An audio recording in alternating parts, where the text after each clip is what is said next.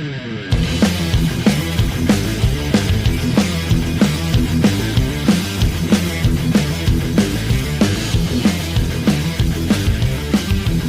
back, ladies and gentlemen, to what is sure to be a wonderful episode of Bell to Bell with Bobby Blaze. I am your host, Professor Jeremy Vilmur, and joining us now, Arn Anderson's favorite enhancement talent, Double B, Bobby Blaze.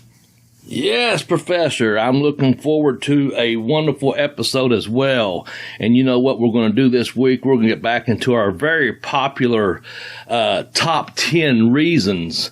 And this week, we're going to give our top 10 reasons why we love Paul Orndorff.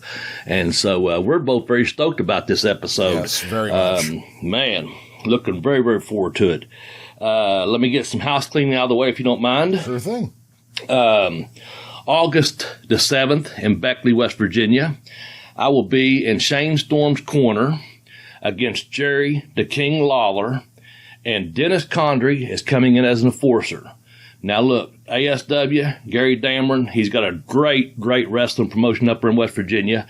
And the law offices of New and Taylor and Associates, Stephen P. New, everyone knows who he is. He's one of the big sponsors of this show, where we're looking forward to the Bash at Beckley next August the 7th. So just a couple weeks away. Hope the pre-sales are going good, and the list of stars that will be there is incredible. Also, I want to send a shout out to my main man Earl and Joe. I'm going to be at the Ashland Town Center at the Time Warp, okay? Mm-hmm. And it's just a really cool place here. I mean, you would dig this place big time, man. It's right up the Geekish Casta's alley, I'm telling you. But I'm going to be there Saturday, August the 14th from 5 until 7 p.m. at the Ashland Town Center location. That's the big mall right down in Ashland. Come down, get an autograph. I might even tell you a few stories from the road, and I'll have some books for sale then. So I got those two appearances. I've got some other stuff coming up that I'm looking forward to, but I just kind of want to get those out there. From my understanding, this show in Beckley's got a good pre-sale. And so, again, that's August the 7th. And I think I'll do quite well here in my hometown on August the 14th at the Time Warp.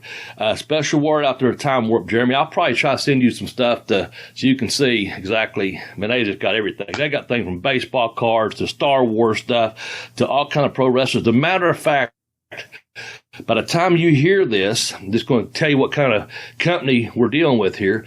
Ricky Steamboat was a guest just this past Saturday at the Time Warp. Wow. And today, as we're speaking, Tommy Dreamer and my main man Shane Douglas are down there making an appearance today. So they're bringing people in, they're making things happen, and that's all good with the Time Warp, FTC. Shout out to the School of Art of Grappling that I'm still helping out with my man Joe over there. We got some upcoming shows again. I'll get to those dates in the future as they get booked out. But that's my house cleaning for today, and we'll chit-chat here a minute, and we'll start our podcast with a nice little article about our man, Mr. Wonderful Paul Orndorff. Yeah, real quick, just talking about your Tommy Dreamer and Shane Douglas are making an appearance there on the same day. My inner Mark kind of hopes they'd start beating the shit out of each other. Oh, man. The part of me still wants to believe, Yeah, I just saw Shane a couple weeks ago, and I haven't seen Tommy for about 3 years. And I know Shane a little bit better than I do Tommy, but I did tell Tommy hi. But I'd like to see them just kind of take over that mall, too, and just kind of start going after each other inside the Time Warp. Now, Earl may not like that because he's got a lot of valuable stuff down there, man. He's got a lot of valuable stuff. He's got yeah. But the city of Ashland at the town center, man, I can just see the headlines now. That place would be going mad, man. I'm telling you. I think that'd get over, man. Just start a street brawl, just beating the piss out of each other. That would get some publicity. Now, I'm telling you, that's a good idea there.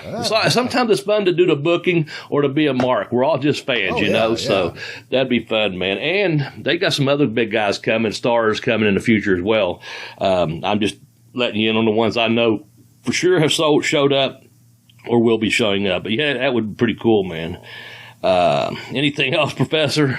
No, That is pretty good. Yeah, I was just sitting there thinking you got those two together, and I had watched some old ECW just a couple months ago, and those guys just beat the living shit out of each other. Yeah. Oh man, that would be pretty cool. Pretty cool. All right then, let me. I'm gonna read you this article, okay? Yes. This from sportscasting.com. And my brother found this for me. Big shout out to Jim. Good looking out for me because we had a little weekend road trip this weekend with my son and my nephew, and we kind of took in a ball game. And, you know, sometimes it's good just to get away, step outside every once in a while. Sometimes outside of your own comfort zone. But, you know, you got to do that sometimes. But he sent up me this article because he knew what the topic was. And it's Mr. Wonderful Paul Orndorff with a star of a college football game featuring 4 future Hall of Famers, Super Bowl champions, and Olympic gold medalists, and a 21-year-old Nick Saban, and Sloth from Goonies. Okay? So, I just kind of skimmed through the first part. WWF announced on Monday Hall of Famer Paul Orndorff passed away at the age of 71. Number story written about a legendary career, of course. I'll pan over those, of course, with WrestleMania 1, with Roddy Piper took on Mr. T and Hulk Hogan, Muhammad Ali special guest referee. But they're going to venture down a different highway of sorts here. Many fans did not know that before he was involved in professional wrestling, in the late 60s and early 70s, before he stepped into the squared circle, he was a talented football player, played fullback and tight end at the University of Tampa. In the first game of his career for Spartans, the future Mr. Wonderful was a star of 1972 Tangerine Bowl.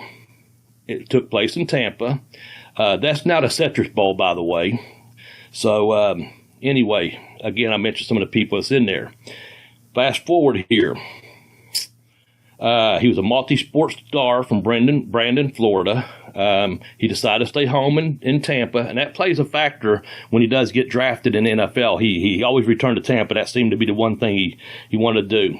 But anyway, over the course of his career with the Spartans, Orndorff scored 21 touchdowns and amassed more than 2,000 all-purpose yards while he played fullback and tight end.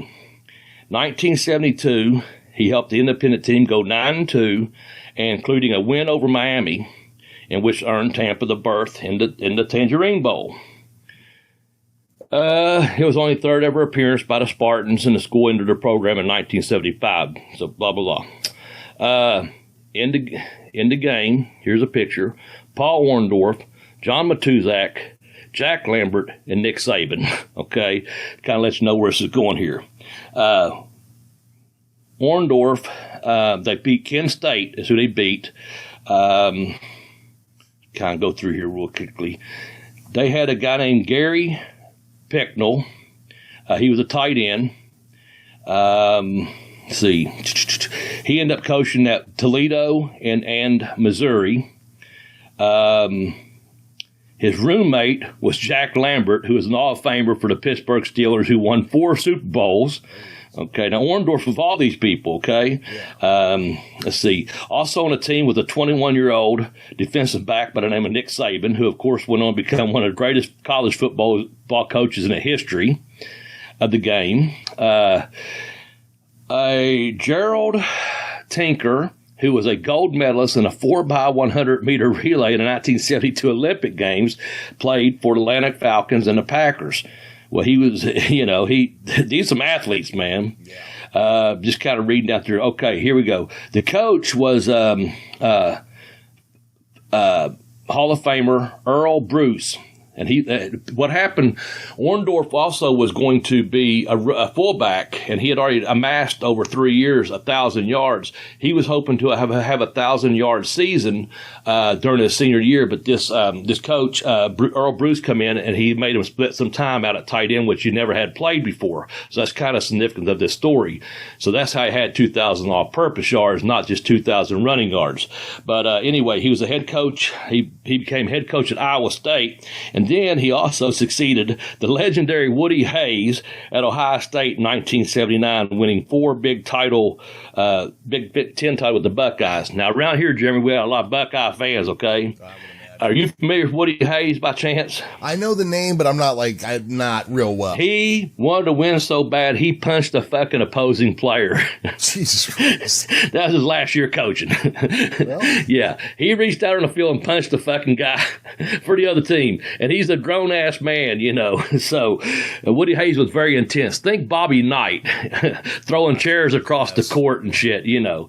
So anyway, one of Orndorff's teammates was defensive end John Matuzak, who we talked about this before, was a number 1 draft pick in a 1973 NFL pick, won 2 Super Bowls with the Raiders, and famously played the role of Sloth on Richard Donner's 1985 cult classic, The Goonies. Okay, so in Spartans roster was quarterback, running back Freddie Solomon, who he transitioned to an NFL receiver and won 2 Super Bowls with the San Francisco 49ers. A lot of fucking champions, histories, athletes in this thing. Orndorff scored 2 touchdowns early to help Tampa win 21-18. They could win over all the names and stuff, but basically when the game started, Orndorff caught a couple of touchdown passes. One of them was for 15 yards, and one of them was 35 yards. And the Kent State team apparently didn't score in the first half. Tampa had a little bit harder time scoring in the second half, so the score ended up being 21-18. But Orndorff didn't get to be the MVP. The quarterback was, but sometimes that shit happens, you know. But you can see just what kind of, athlete he was. He was taken in the 12th round of the 73 draft by the New Orleans Saints. This says he's failed to pass a physical, and also Kansas City Chiefs. He spent 1 year with the Jacksonville Sharks. Now, Jeremy, I'm drawing back on this, and here's kind of where we're going to start the program. Yes. He played for the World Football League for the Jacksonville Sharks, but then decided to try his hand at professional wrestling, where it's been said, the rest is history. So, what do you know about this World Football League and Paul Orndorff's incredible career? Well, let's get started. So, what I know about the WFL is that it was the World Football League, and it encompassed almost all 50 states of the United States and lasted for 1.7 seasons, basically. Okay. This and the USFL should have been a big shining light in the sky for Vince McMahon on why you don't try to start a different football league. Yeah. I don't think anybody, including excuse me, sorry, I don't think anybody had like a stellar career here. I think it was just kind of a come and go, and there probably wasn't enough money to keep it going. But I wanted it on the list because how many other times are we going to have the opportunity to bring up the WFL? Yes. And you told me while you were typing, it kept trying to autocorrect you to NFL. Yes. It really, really wanted to be the NFL, yes. But anyway, now I will say this. I heard a couple other stories. Paul Orndorff told me himself while I was in Tampa and I filled in a match for him over in Georgia. He told me that down there in North Albany, 106 North Albany, where the sportatorium was at, they would do a fireman carry with a man on their back, run the length of the block, put the man down. The man that was in the fireman carry did push-ups. The man that ran with the other man in a fireman carry position did Hindu squats, turned it around and run it back the other way like 10 times for a total like 200 Hindu squats, 200, push-ups and like shitload of fireman carries, like 20 blocks worth. He said it was harder than NFL camp he had been with. Now, he told me that personally, but also I've heard that he kind of got homesick. I didn't know this article obviously said he didn't pass the physical. Maybe a bum knee, maybe a bum shoulder. I don't know. Or I've also heard he just got homesick and he kept returning to Tampa. And Paul was married, I think, right out of high school. And while he was at University of Tampa, he was married and had a child. I think his roots were pretty much steady there. That I can see that he probably didn't want to leave home too much, Yeah, it seemed like he kept coming back there. Yeah. But the World Football League had a good run there, I guess. So, as good as anybody. As anybody else did, exactly right. Well, that's number 10, man, in our format.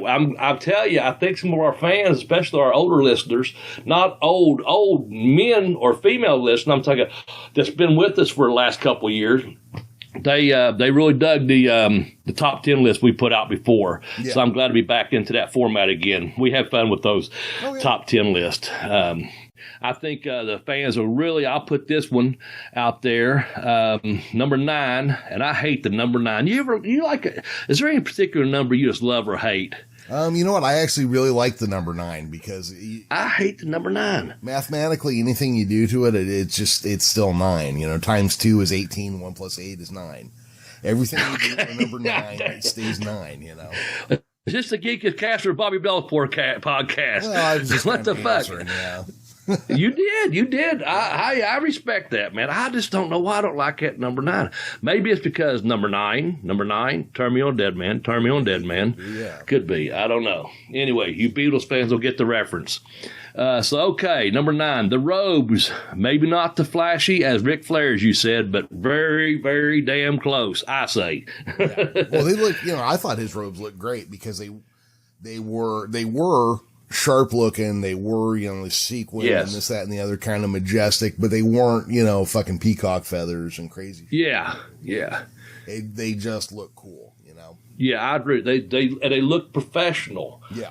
Not the Flares were more flashy, like you said, peacock and butterflies, and a little more extravagant. Yes. But Paul's look kind of being a reflection of the man that wore it. That's the way he was. He was going to the ring to fight. He had a robe on, as a lot of professional boxers and wrestlers, wore. His completed him as a man. I'm wearing this robe, and it meant seriousness. You know what I'm saying? They were really nice and sequenced and this and that, but they were pretty serious. He took the blue robe off. He had blue tights. It's just kind of he ran a theme there with it, that this is my wardrobe. Yeah. It doesn't have to be flashy. This is me, Paul Orndorff, and I am Mr. Wonderful. Yeah, he always struck me as, he was an intense guy, but he was kind of just a no bullshit guy. Yes. What I'd get off. Yeah, well, I think that's going to take you to number 8 on that one. Yeah. Well, not trying to speed you up. No, I say it. Yeah. Before we get there, though, you worked with him, kind of for him in a way. Yes, sir. Indirectly for him. Yeah. So, what kind of guy was Paul Orndorff? What would be Paul Orndorff was a straight shooting man. He was a good man, honest, and when I was doing my negotiations with WCW, I talked to Sandy Scott. He said, "Who you dealing with?" And I said, "I've been talking to Paul Orndorff." He said, "If Paul Orndorff tells you, listen." He said, "He's a straight shooting guy. He'll tell you like it is, Bobby." I was like, "Thank you, Sandy." Then I was things didn't. The first 30 to 60 days, there were some issues there we couldn't work out. They weren't doing the contracts, but I was still in contact via Kevin Sullivan with Paul Orndorff. Cornette calls me when he was putting some guys after Smoky Mountain shut down. He was doing a couple shows, one in Cincinnati and one in Huntington, West Virginia. It was just TV, and he asked me, did I want to come and do, make a couple $100, $300, what it is, doing TV. Wasn't that I didn't want to do TV, but I told Jimmy, I said, "Hey, I'm talking to Atlanta, and they're interested in bringing me in, and I'd hate to come on TV and get squashed." And he said, "Well, I have no control over that. You may be able to come in and work with Al Snow and have a tremendous match, or they may squash you, Sid. I'm just asking if you want to do TV." And he said, "Who you talking to in Atlanta?" And I said, "Paul." He said, "Bobby, if you're talking to Paul, listen to what Paul tells you, and I wouldn't be on our TV getting beat." And I could have used the money, but also I trusted what Cornette was telling me. And I knew if I waited out just a few more months, things were going to work out because we were that deep into, contract negotiations. And I could tell Paul wasn't jerking me around. Once I was there, probably about a year and a half, I flew into Atlanta, went to the office, and Paul and I sat down and had just like Arn told me, we're two gentlemen discussing business. I had been doing some stuff with Vampiro, and, he basically flat out told me, like, "Well, we're not sure this is where, if you're going to fit in for program with him, Vamp, because you're not all tattooed up and you're not overly big, roughly the same size, So, but hey, you're a good carpenter. You're doing everything we asked you to do. I'd be happy where you're at, Bobby, and just keep having good matches for us. Very honest. And like I said, straightforward. Sometimes people tell you stuff you don't want to hear. I want to hear like I'm going to be on a pay-per-view in L.A. with Vampiro. You know, who wouldn't want to hear that? Especially when I had a chemistry with Ian. And I put Vamp over any time, man. He's a hell of a talent. But, you know, Paul pretty much just said, we probably just don't see you as filling that role. I think they put him with a Japanese boy, and then he ended up getting with Jerry Lynn. And Jerry Lynn did a lot of karate. Jerry Lynn was a little bit taller, and he had the body, more of a bigger body than Vamp did. And they gelled really well together. So, yeah, I didn't get the pay-per-view, but Paul pretty much said, you know, that's probably not going to happen for you. We've talked about it, and I know, you know, hey, that did not happen, you know. Yeah. And I was happy for Jerry because Jerry was a Florida boy, and he got a good little run out of it, pay-per-view out of it or whatever. Oh, yeah. So that's cool. But no, good dude, man. Paul, and I tell you, you didn't hear Paul yelling and cussing, you know, not out carousing around, anything like that. Paul was just a man's man, you know. Well, so let me man's man. Going off of that and continuing into number 8 here. So I'm assuming at no point during your negotiations did you ever feel like standing up and trying to take a swing at him. Oh, no, sir. I was sitting across the desk from him, and at one point he even dropped his glasses down and looked over him, and I used to get that look from Arn. So, you know, when an older gentleman that you respect a lot and know can beat your ass puts their finger on their glasses and pulls them down and look over top like, you know, you may have asked the wrong question or whatever, you just sit back in that chair, and you sit up and you go, yes, sir. I got what you said, sir. Yeah. Now, We're just two gentlemen discussing business per what you just now said. Yeah, I hear a couple other people weren't so fucking smart in their negotiations. Yeah, apparently not.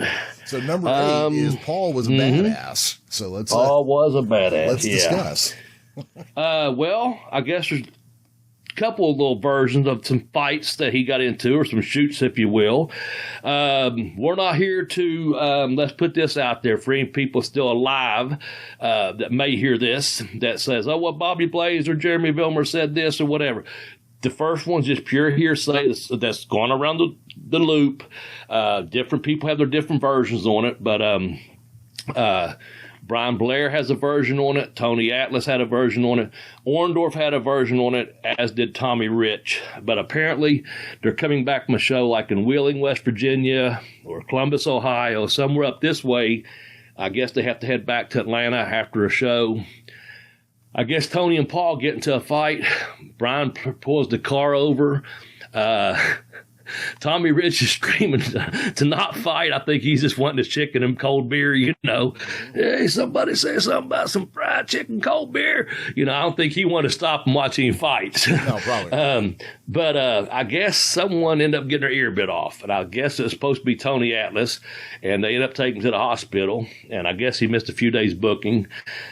I don't know if anyone got fined, fired, or what happened, but a couple people tell different versions, but that's the most prominent version that, you know, they're out there in some gravels and grass and fighting in the middle of fucking night. Who knows, you know?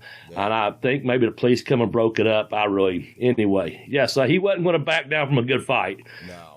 That's, you know, obviously there's the famous story about Vader and the different. Yeah, I was going to let you tell that version. Yeah, so here's the other one that's more famous because you love the flip-flop access to this. There's just this whole thing that, you know, whatever started it ends up breaking down in the shower, and Paul's wearing shower shoes. I'm assuming a towel and not much else, you know, and this is after his arm had started to atrophy and everything, and fucking Vader just would not.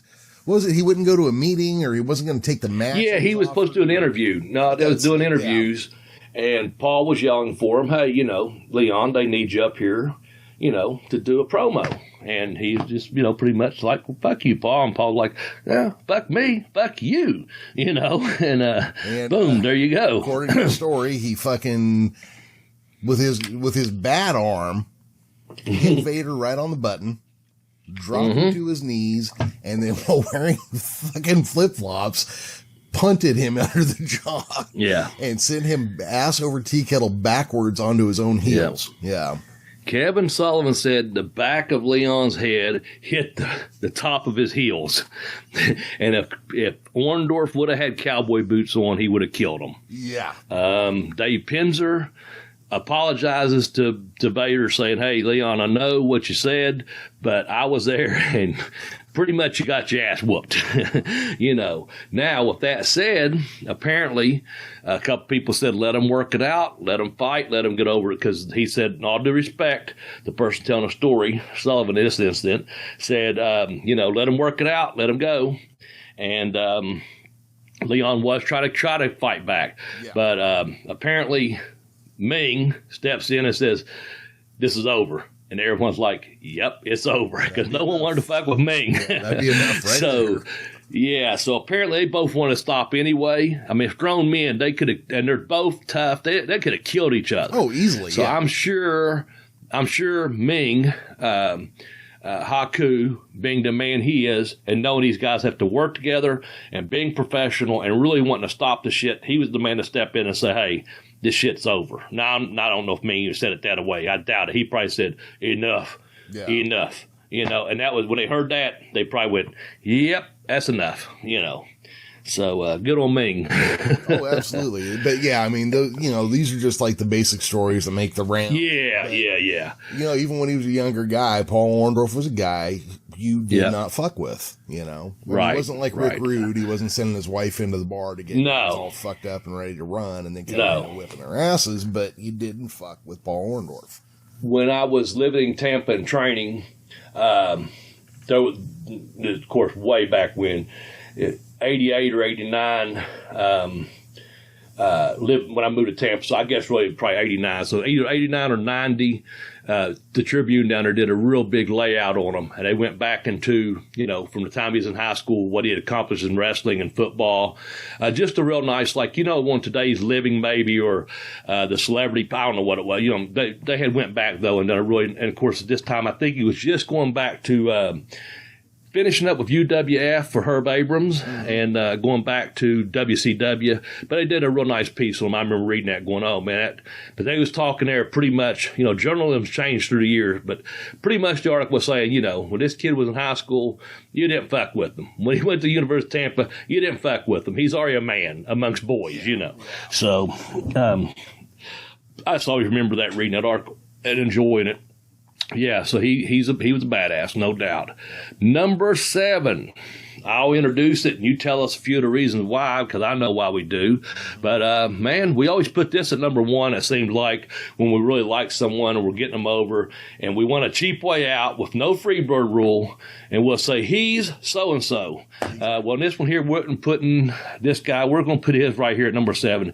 He's Paul Orndorff, man. He's Paul Orndorff. And give us some reason there, Jeremy. Some titles, whatever. Oh, yeah. Well, it's, just pulling Mania. Yeah, just pulling a couple quick ones here. Yeah, well, he main evented the first 2 WrestleManias. He is in the University of Tampa Athletic Hall of Fame, class of 1986. Former NWA National Heavyweight Champion 3 times. He was PWI's Feud of the Year 1986, Match of the Year 1985, Most Hated Wrestler of the Year 1986. I can tell you that's the fucking truth. Yeah. And then he was ranked number 38 of 500 in PWI's 500 in 1993. Nice. And I'll tell you this, I saw Bill Apter put up 3 interviews, maybe one in 2012 and 14 and maybe 19. So this spaced out. 3 nice little 3 or 4 minute interviews with Paul Orndorff. And Orndorff really put over the fact, because he's in the Hall of Fame, but Orndorff put over the fact that he was in that University of Tampa, that football Hall of Fame. Yeah. He had that ring on. He was really proud. And he said something about the WWE. He didn't bury him, nothing like that. Very respectful. But I'm really more proud about this. He really put over that football ring. He was really proud about that. And I like that. That, showed you what kind of man he was. Hey, this is what got me. My athleticism got me to where I got to. Now, that people, when I was talking about his training, I guess one of the Briscoes is Hiro Matsuda. It's one of the Briscoes. It's Bob Roop. And he's going down there. So that's why he says, you talk about a tough fucking camp, I'm trying to think of a couple others that were there when he was there doing all that training. So in his class when he was in Tampa, training out there in North Albany. It was as you brought up before the snake pit. Eddie Mike Graham, Eddie Graham. I'm sorry, I said Mike. Eddie Graham was there. Hiro Matsuda, Bob Roop, and Briscoe. So they was doing a lot of stretching, and I think Matsuda had him. Don't know. I would imagine he had him do a shitload of Hindu squats. And maybe the exercise I was talking about, fireman carry. But anyway, he blew Paul up. And then, in fact, I think he may have wrestled all three of those guys, like gone through Roop and Graham and Briscoe. Story goes, then you got to Matsuda, and Matsuda was stretching you. And Paul said right then, he's like, I'm going to get him. I'm going to get that fucker. And one day he got Matsuda. He got with Matsuda. Goes back to the badass and the competitive and the intensity that he got him when he was fresh in his life. Different game, know? Yeah. So I don't think they got into a full shoot or nothing, but Paul let it be known hey, I caught on to what you did to me a few months ago when I was a rookie, breaking in, paying my dues, initiating me, whatever. But I never forgot it. And here's some receipts, and now we're just two men. And we're respecting each other, That's the word I heard too. And I got a lot of these stories from my brother and from living in Tampa. And of course, he lived when I was there too. Just, being around the business and stuff. So that's why I love sharing these kind of things. Kind of, some knowledge that's not on all the dirt sheets or on the internet nowadays. Yeah, so, exactly. Anyway. It was Matsuda that broke Hogan's leg too, right? Yes. Yeah, okay. Yeah. So and he came back though. Well, that's the thing. I mean, these guys really worked hard to keep fucking guys that were going to be like, hey, let me in, I'll be cool, and then bounce out. These guys really worked hard to fuck a dude up, and then if he comes back a second, third time, all right, I guess you're serious. Right. Yeah. Right. That's it. Exactly right. Well, and that's the thing. I see people bitch about modern wrestling, and. I think these younger kids who are coming up all came up during a time after Vince McMahon killed kayfabe. Mm-hmm. And they get shit on for wrestling in a style that doesn't involve kayfabe, even though it was the guys ahead of them that fucking destroyed kayfabe. There was no kayfabe for them to train into, Yeah, I got you. Because Hiro Matsuda wasn't out there breaking your fucking leg when you wanted to try out. Maybe that's what wrestling needs more of, Maybe. We need more Matsudas and Bob Roops out there fucking making you shit your pants and sending you home bloody in your shitty underwear, That's right, man. Hailing down a cab in your bloody underwear. Yeah, no thanks. Oh, man. All right. Well, let's move on here. Speaking of hard work, number 6, that physique. He had to work his ass off to look that good, man. That guy was built like a brick shit house. There is no question about it. Yeah, just everything. I remember when right after his heel turn was when I was really cheering for him, and we'll kind of get into more of these specifics. Yeah. But at the same time, Sherry Martel was managing a guy at the AWA who was going under Mr. Terrific or something similar. And the guy was, muscular, but he didn't have the neck development and the shoulder development and everything that Paul Orndorff had. So it made it hard for me to take that guy serious when you had Mr. Wonderful out there looking like that. Yeah. And kind of want a funny riff of that though. When you go back to WWF, and I doubt that you can get by with this now, some of those bully vignettes, there's a girl in the gym, and he's just bitching her out about how, he's about to use that machine. She should get her fat ass off the machine. Again, it's not politically correct, but due to the times, it was acceptable. Yeah. And, you're not even worthy to be in the gym I'm in because you're breathing my air. Doing some squats one day, he gets a phone call. He comes over to the phone I told you, Hoagie, you don't interrupt me when I'm doing squats. I'm training. He's just all serious about his training to where he's a gym bully, basically, on the female customer or gym patron or whatever, and patron, and then also taking Hogan's call, I'm tired of his fucking goof calling me during my training. You know what I'm saying? That's pretty much what he tells Hogan.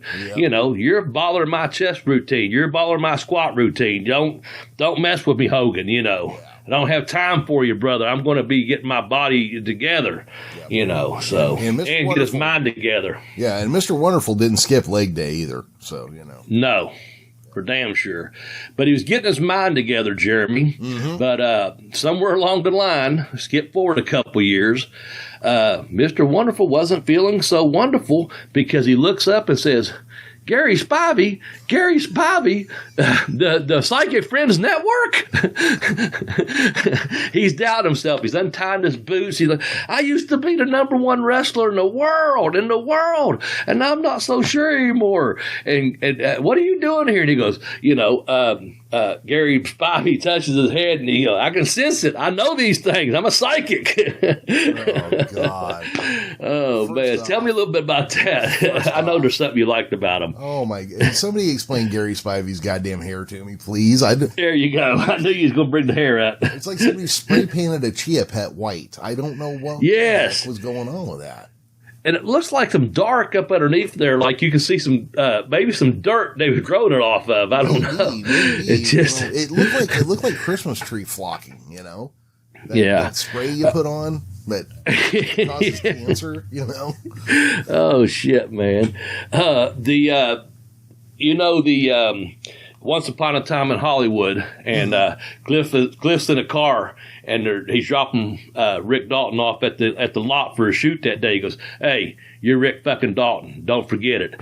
It gets to the point that basically Spivey has to tell him, "You're Mr. fucking Wonderful. Don't you forget it." Yeah. So it got his confidence back. It took a psychic from the Friends Psychic Network to get his mind right, but hey, it is what it is, man. He was still Mr. Wonderful at the end of the day. Here's the thing I didn't get: why wouldn't you get like a Tony Robbins or like one of those? Well, Dionne Warwick was during at that time, wasn't it? Friends of the Psychic Network or something. Something like that. But why would you get a psychic when you're trying to like put a dude on like a positive spin? You'd get like a celebrity motivational speaker or something. No, yeah. Chia Head the First over here. Goddamn charlatan. I don't know. Probably. I'm imagining has taken a lot of money from grieving families over the course of his career and probably should be in prison. But no, let's put him on TV. Put him on TV with Mr. Paul Orndorff. And take some money from the wrestlers at Turner, and let's pay him some fucking money. He's a celebrity. Yeah. Come on, man. That cost people jobs, I bet. Oh, I bet it did. And somebody was patting himself on the back for that hire. They're like, yeah. And then once again, Gary Spivey. Yeah, and once again, as Dave knows wrestling, and you and myself discussed a few weeks ago, how the fuck do they stay in business in spite of themselves? Pulling tricks like that. I don't know, vignettes like that or stunts like that, whatever you want to say. That's pretty good, man. You ready to move on to number 5? Because you brought this up last week. Yes. I'm going to let you bring it up again, and maybe on Monday or Tuesday. I don't know when it was. It had to be Tuesday, I guess. My brother listened to the episode. Like I said, we traveled a little bit this weekend, and in the car ride, he's like, "Man, you got to remember," because I told him what the top was going to be. He said, "Hey, I'm going to let you give it away." Oh, but sure. I said, "Yeah, Jeremy brought that up, man. Has your brother remind you of it?" Yep. So, number 5, you know what I really like about Paul Orndorff here? What's that? He is a real American, Bobby, just like his entrance music. Yes, he is. Yeah. Yeah, I think he's born in Virginia, raised in Tampa, Bradenton, outside Tampa. He probably will get more American than that. Both of them are a little bit rural, actually. Yeah, exactly. And, he always had that kind of southern gentile to him when he spoke, too. Just make sure you show up at the promo, Yeah, don't skip that But, so he stowed Hogan's music for like 6 months, right? Yes. I don't remember the exact length of time, but I know it was like during their program, which for some reason, I want to say it lasted like half a year. In pro wrestling, and I don't know, maybe you have something to add to this, but like stealing somebody's finishing move or their entrance, these things are all seen as like these huge, like the fans see them as these like shocking betrayals. That's heat, man. That's heat. You don't do that. Yeah, and so, Orndorff starts using Hogan's entrance music, and this just drove people freaking bananas. Yeah. It was pretty cool. I mean, it's stuff like this that I think probably made me like cheering for the heels, just because he was like, not only did he spit in your face, but then he like rubbed it in too, you know. He kind of like pie palmed you, and then like just like scooched your face, you know. Yeah. I got you. Yeah, and so I mean, he, we'll get into more of what he did to Hogan later, but he shanghaied insult the injury there. Yeah, he shanghais him, and then he does this, and all the while, and Paul Orndorff had a pretty poker face when he did stuff, but oh yeah. You got Bobby Heenan behind him with this big shit-eating grin. Oh man, and about that, him being so serious, like you said, the and taking his music stuff, it's almost like you say he's spitting his face, but it's also like, I dare you to come and get it. I'm a challenger. I'm the challenger, but Hogan is almost, I won't say he's backpedaling because he's the baby face, right? But it's a serious threat. This heel is a serious threat. He's done something embarrassing to me, or it has embarrassed me to this degree that Hogan has to come after the challenger. Yes. But from my understanding, I could be wrong. I think that was maybe one of Hogan's biggest moneymakers was his run with Paul Orndorff.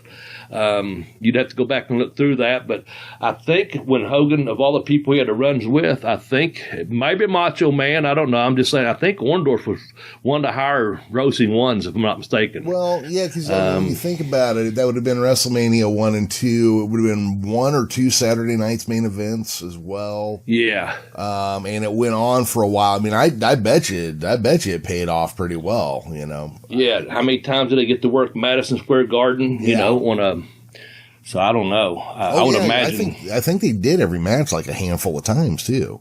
Yeah. That's what I'm saying. That whole 6 months run, it wasn't just like once a week. It was several times throughout the week, and ran with it. But so not to bury anyone, I just had this thought here. I do think that was a huge moneymaker. I saw something Rip Rogers post. Now we're talking about Hogan real briefly. Yeah. Hogan had the 24-inch pythons, but he used the leg drop for a finish. Think about it. I don't know, but he's got the big arms, right? Yeah. But he used his leg for the finish. I just thought that's Rip being Rip. Pretty funny. But Orndorff and Hogan, both of them, these big bodies. Hogan's out there, trying to show off those 24-inch arms. Orndorff wasn't fucking too far behind them. No. And both of them doing a real American, knowing he copped the song from him. I could see where a lot of people's like, man, why am I really cheering for this guy in the red and yellow with the big, scarlet hairdo, I might start liking this other handsome, intense, well-built, bad motherfucker right there, Some people probably switched right there, like yourself. I did. I mean, just saying. I jumped ship,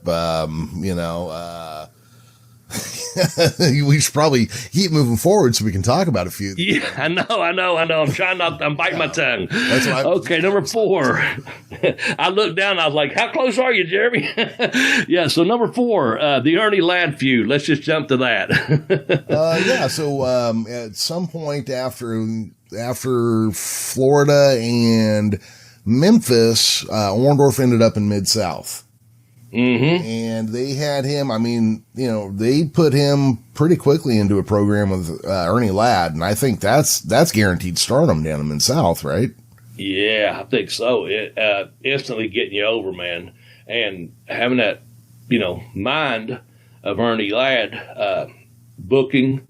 Not sure he was booking at this point, but knowing that he's leaning towards that part of his career and bringing in young talent that, Eddie Graham and Matt Suda and them had a hand in training. And we're kind of doing this reverse. I think the only place he may have been was Memphis, but we'll come back to that. And say, hey, we got this guy we want to send you, and, take a good look at him. And when they saw him and saw his work, hey, we're injecting him into a program right away. We don't have time to fuck around with this guy. He's serious. He's got a great build. He can speak. Legit athlete. Put him in a program, Yeah. So, and Ernie Ladd is a good one to fucking listen from.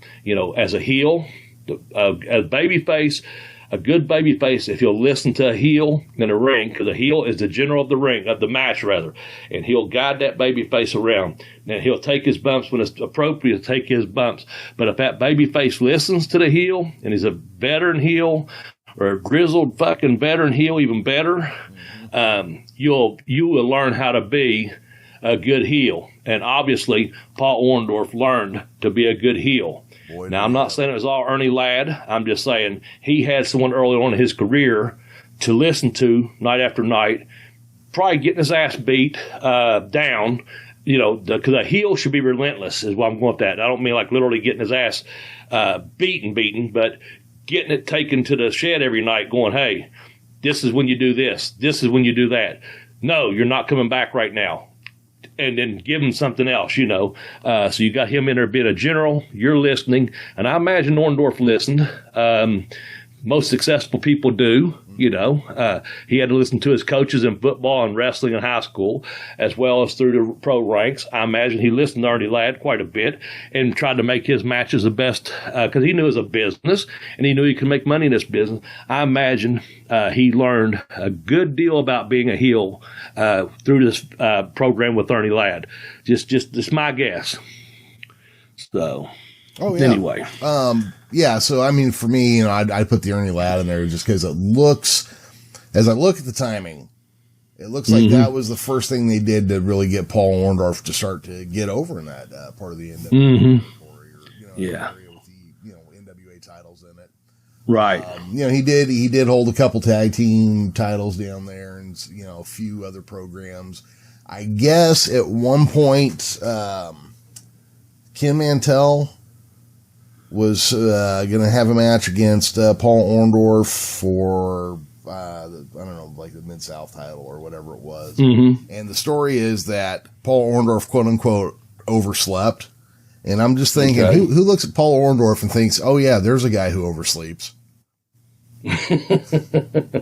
Yeah, no, I don't know. Never heard that, but... who knows in the wrestling business, just saying. Yeah. But, let's go back a step. Ernie, after Ernie Ladd, before the Ernie Ladd feud, Jerry Lawler, down at the Memphis, what's called the Memphis territory. I think, and you can correct us out there, fact check us if you want, and let us know. You can find me at Bobby Blaze 744. You can find Jeremy at the Geekish Cast, or you can hit us up at the Bell to Bell Blaze on Twitter. But I think he left Florida. May have done the islands, may have done a couple little things here and there, but I think he went to Memphis for a couple months. I'm not sure how long he was there for.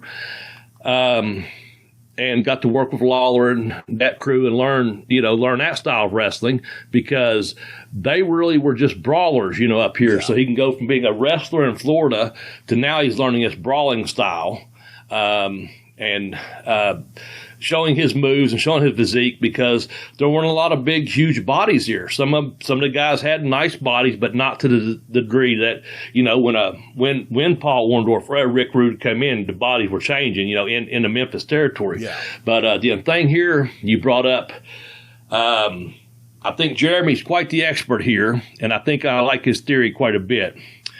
Jerry Lawler done a pile driver, and his pile driver caused cancer. Correct, Jeremy? That is correct. With that said, maybe this is where Paul Orndorff picked up the pile driver, okay? Maybe he picked it up from Lawler or saw it, said, hey, that's one devastating move. And on top of delivering the pile driver, which is the most devastating move in professional wrestling to me, has been banned and barred from sea to shining sea. Just saying, Paul Orndorff was strong enough when he picked the guy up, he could do the jumping pile driver to make it even more devastating. And I think word around a campfire was, when he did his program with Hogan, that Hogan could relax enough that he knew Orndorff was strong enough to pick him up and put him in a pile driver without hurting him, killed him night after night. Looked like it, but he didn't. He took care of him. Well, and Hogan was like 315 pounds or something. Yeah, 320, I think, something like that at that point. But and a few inches taller back then before Paul Orndorff pile driver got a hold of him. I think he went from 6'7" to like 6'3", But so we're just getting an idea here, a good vibe, that maybe he saw the pile driver delivered from Jerry the King Lawler. And hey, I'm going to do it, but I'm going to do it my way and put this little jump into it. And man, oh man, with that pile driver sight, beautiful. If you love professional wrestling, the way it should be, back when guys are doing good moves on each other, where they're not actually go out there fucking throwing frying pans or anything. It's not the concession stand brawl fight here. It's just, hey, no fucking big high spots. I'm just going to fucking pile drive your head through the canvas, and someone's walking away the winner. You believed that Paul Orndorff was going to walk away the winner. Yeah. So, well, I love your theory. Yeah. Now, if I know one, I can guarantee one of our listeners knows for a fact, and please let us know. Yes. But this happened, Bobby, while we were going over our notes before the show, and I'm like, hey, I wonder if, and you're like, you know what? That's an interesting question. Yes. So we don't know for sure, but it seems to fit timeline wise, and it makes us wonder, maybe this is where this comes from. And I think someone in Mid-South will know that, like you said. Yeah. So, but number two. That pile driver was a killer. Yeah. What'd you put? I could not think of anyone who had a more devastating looking pile driver than Paul Orndorff. And I think you're correct. That's our number two. We kind of tied number three and, number two, 3 and 2 together. The Lawler flew to the pile driver. So let us know if you know. That'd be interesting. And I'll tell you what, I don't think we're too far off on that, Jeremy. No, I think we're real close on it. Without actually looking into it and just kind of going off of a gut feeling, it seems like it should be right, Yeah. Okay, boom. There's no fucking free birth rule today. Nope, but Jeremy. Hold on. Okay, my bad. Before we do that, Bobby, do you remember what me and Dennis Condrey have in common? You both have a Lincoln Continental, and it don't float on air. So let's sell some books. We need some gasoline, people. If I'm going to get to Beckley, West Virginia, I need some trans money. That's right. I've got books, Professor. I've got 2 of them. If you would like to get a copy of my book over on Amazon, you can get a copy of Pin Me, Pay Me, Have Boots Will Travel. All you have to do is hit tinyurl.com/blazebook1, and the professor has that set up. It'll take you right to the site. You can order the book, and it'll be at your home in about 2 days, folks. That's how long it takes you to get there. I don't know about overseas. It may take another 24 to 48 hours. Just saying. But my second book, I kicked out on 2, The Educational Wrestler. If you will go to tinyurl.com/blazebook2, it will take you to the educational. I kicked out on 2, The Educational Wrestler. Now, what happens when you use this site? I get to sell a book. I get to smile. I'm happy about that. But also the program, Jeremy's set us up a little affiliate account. It does give a little bit of kickback going through those sites.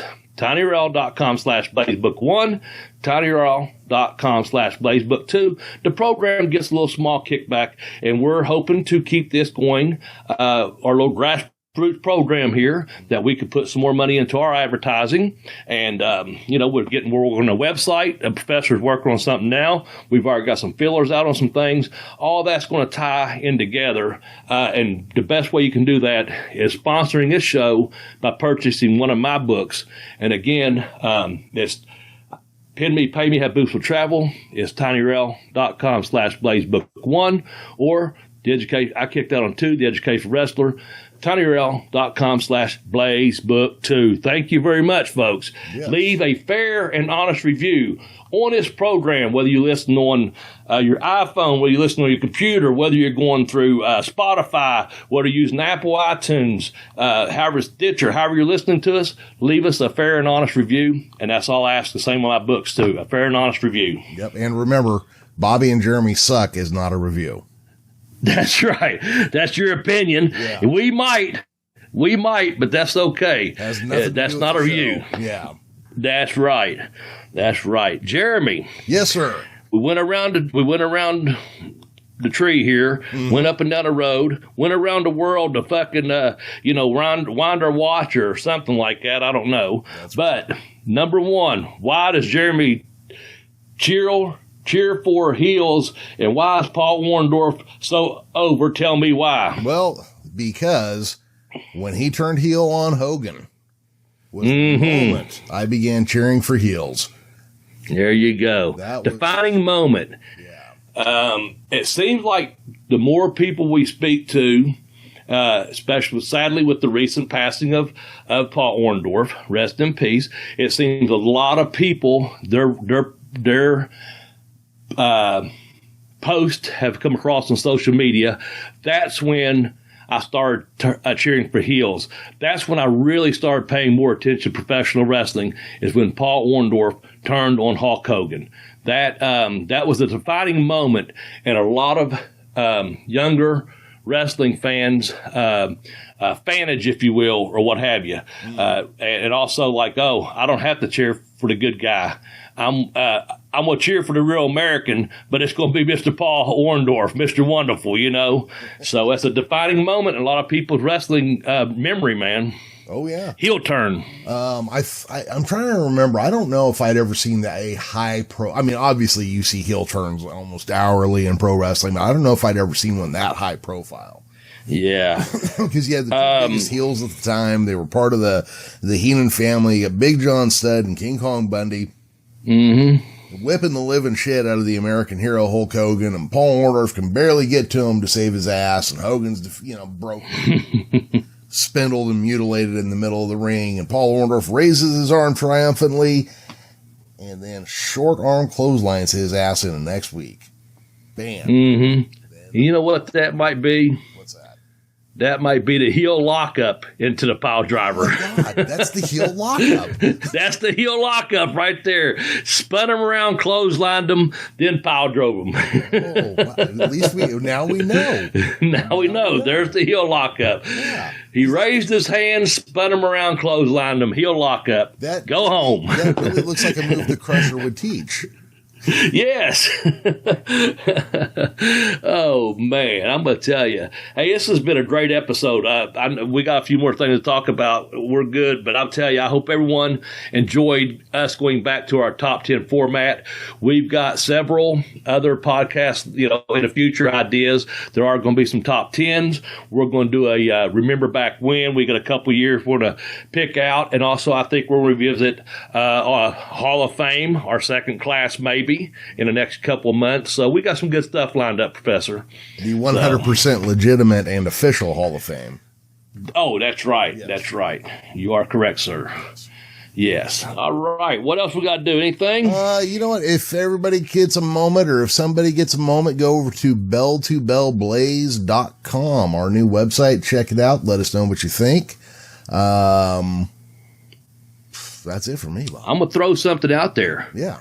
If anyone out there would like to contribute to our website, anything wrestling knowledge-wise, maybe write a little article for us, or a little piece. If you're interested, hit us up. Hit Jeremy up at the Geekest Cast, or at the Bell to Bell Blaze on Twitter, or me at Bobby Blaze 744.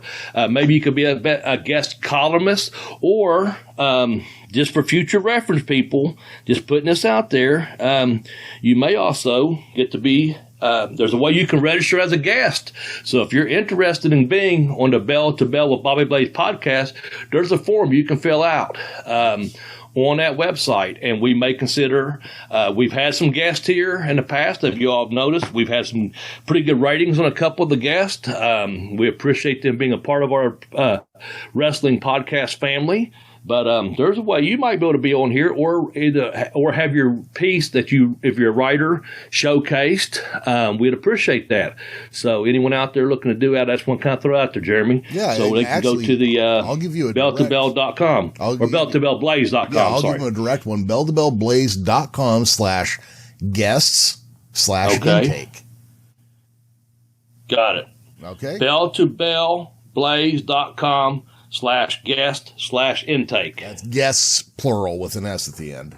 S, gotcha, okay. My bad. Okay. No problem. I'll Good put together deal. a short one for that in the future here, but we've got we've got a nice functional website that I'm not really taking full advantage of yet, that I still look at and go, oh, I didn't know we had that capability. So yeah. Well, we're getting there, my man. We've been consistent again. Yes. And we're getting a lot of positive feedback. We're starting to get our flow back, man. And hey, thanks for tuning in this week, ladies and gentlemen, boys and girls, and children of all ages around the world. We appreciate it. Jeremy, I'm going to say with that, man, be good to yourself. Be kind to yourself. Well, be good to yourself. Be kind to others. Or as you like to say, don't be a dick. Just have a good week, and thanks for tuning in. Yeah, that's right. Don't be a dick. Now, for the late Tex Johnson, myself, Professor Jeremy Vilmur, and Arn Anderson's favorite enhancement talent, Double B Bobby Blaze, bye-bye, everybody.